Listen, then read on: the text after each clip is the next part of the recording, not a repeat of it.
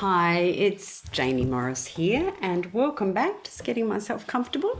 Welcome back to my very special, what has turned into a podcast of me reading my book, Against Their Odds, celebrating my 10th anniversary, 10 years since.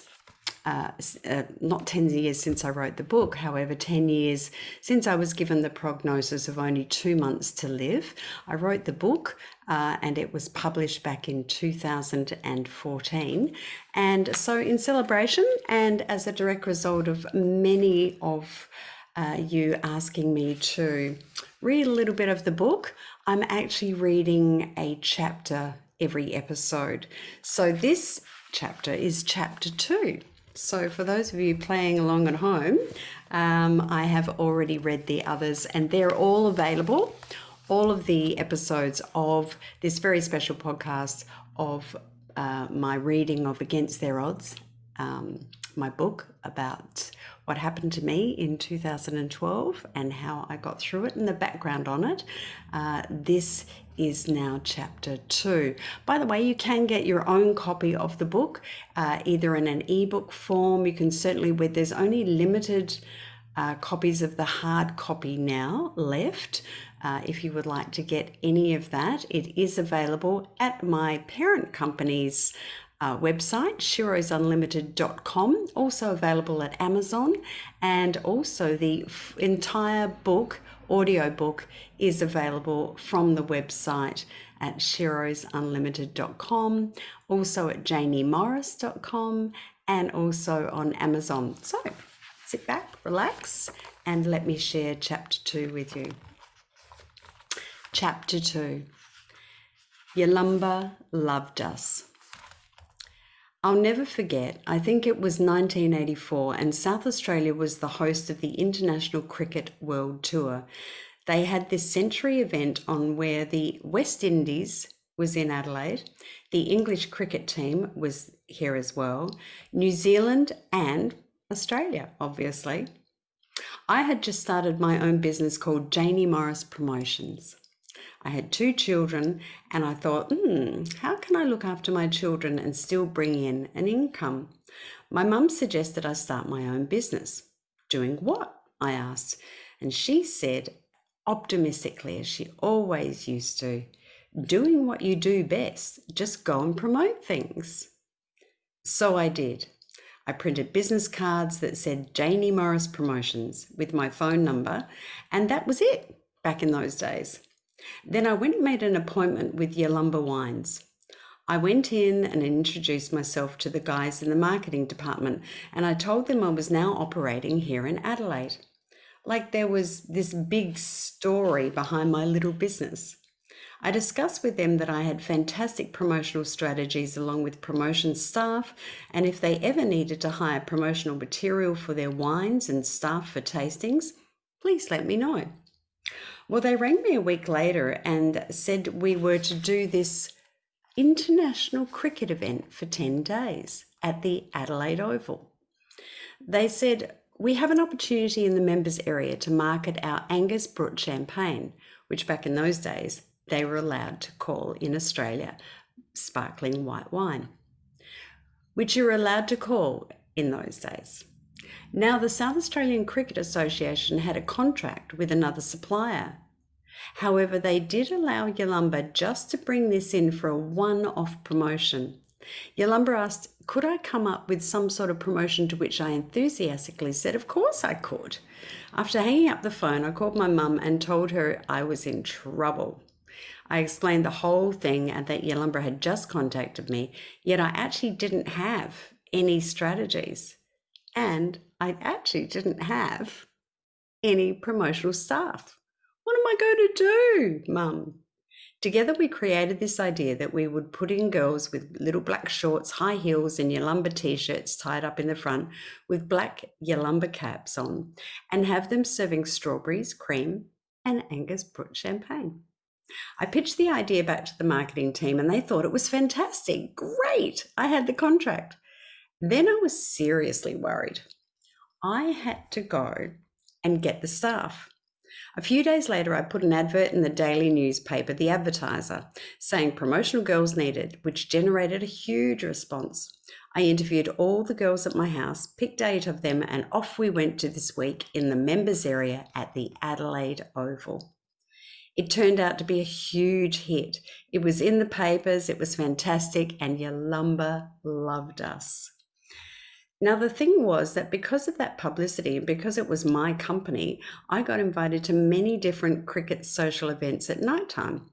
During the day, I was okay because I was focused, I was working, and I was helping the girls. All of a sudden, I was in these very public environments at night, and it is my earliest memory of how this alcohol thing started. The first time was when I was the guest of an incredible gentleman who is now a friend, John Savage. He owned Savage Communications, and which was a wonderful, incredible Australian PR company. And he was a wonderful man and still is.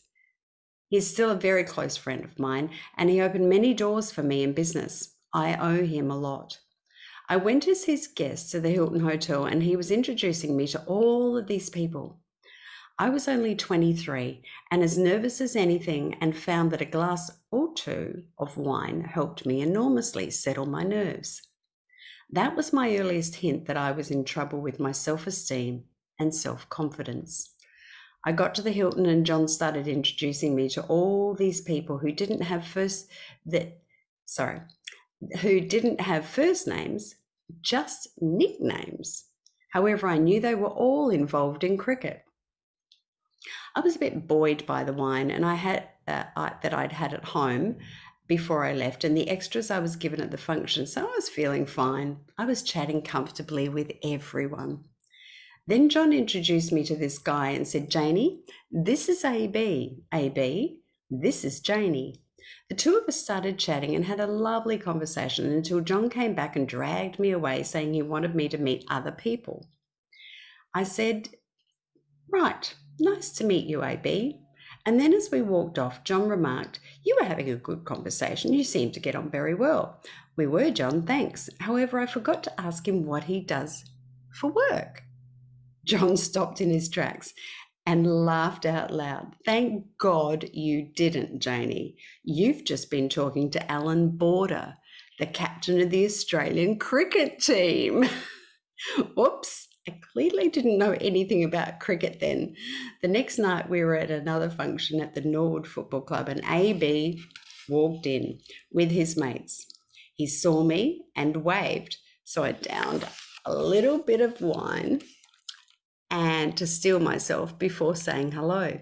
He then proceeded to introduce me to all of his friends, and one in particular, David, with whom I got on very well, and we chatted for quite some time. After another glass of wine, I said my goodbyes and returned to my girlfriend who had joined me that evening for the function. "Why did you give that guy a friendly punch in the arm just before you walked off?" she laughed as I walked up to her. I looked at her with such cricket confidence and knowledge and replied, "Well, because he is a friend of AB. So I gave him a little good luck punch and said, 'Make sure that you give the Poms heaps tomorrow, David.'" To her horror, she exclaimed, "Oh my God, Janie, you are so blonde." That was David Gower, the captain of the English cricket team. Whoops, double whoops. Oh, what a fool I was for not knowing Alan Border or David Gower. Then I turned around and the two of them were looking at me as if I was the biggest dill in the world. It was so humiliating. The next day, I was delivered a dozen red roses at my office with a note from David Gower saying, "Please don't be embarrassed. It was refreshing that you were like that." And he included 2 tickets to the members' stand at Adelaide Oval because I told him that my mum loved cricket. David Gower and I had dinner 2 nights later, which was really interesting.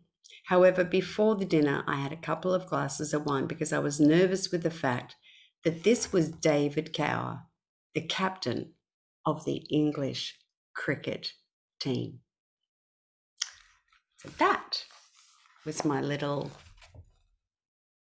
adventure, shall we say, my little experience with cricket, but also the most important part of that chapter is the part where I refer to the fact that back in those early days, a glass or two of wine was needed by me. Well, I thought I needed it. I was young. I thought I needed it to steel myself, to help me be confident in the company of others, to help me feel that my self-esteem was strong. And in hindsight, as I look back now, clearly I didn't need that, because my self-confidence and self-esteem was strong anyway, which was demonstrated by the fact that I was a mother of very young children, that I had started my own business with nothing, just an idea, and the confidence that I could do it. So the lesson: believe in yourself. Don't feel that anything else can make you feel any better other than you and yourself. Believe in yourself. That's the message from chapter 2. I hope you've enjoyed that, and I look forward to having your company again at when I do the next episode. If you've got any comments or if you've got any questions about anything that I'm reading to you from this book, please let me know. You can certainly contact me through my website at janiemorris.com. Send me an email. I'd love to hear from you. Love your comments as well. And if you're enjoying this as much as I'm enjoying reading it to you, please like it, share it, subscribe so that you don't miss any of the other episodes. And yeah, please share it as well. I'd love for the world to know all of this. And until next time, create an absolutely fabulous day.